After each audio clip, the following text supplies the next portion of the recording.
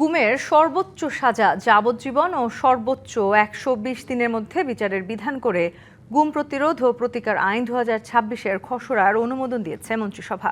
নতুন আইনে গুমকে স্বতন্ত্র, আমলযোগ্য, জামিন ও আপোষ অযোগ্য ফৌজদারি অপরাধ হিসেবে চিহ্নিত করা হয়েছে। সোমবার সচিবালয়ে প্রধানমন্ত্রী তারেক রহমানের সভাপতিত্বে মন্ত্রিসভার বৈঠকে এই আইনের খসড়া অনুমোদন করা হয়েছে।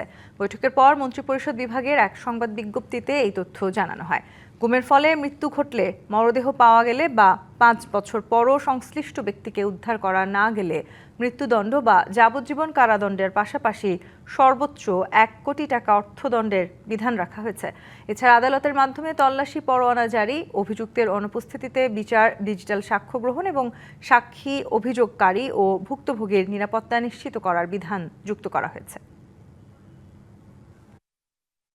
বাংলা কিউআর যেখানে, নগদ পেমেন্ট সেখানে। সারা দেশে ১০ লাখেরও বেশি মার্চেন্টে নগদে পেমেন্ট করুন খুব সহজে।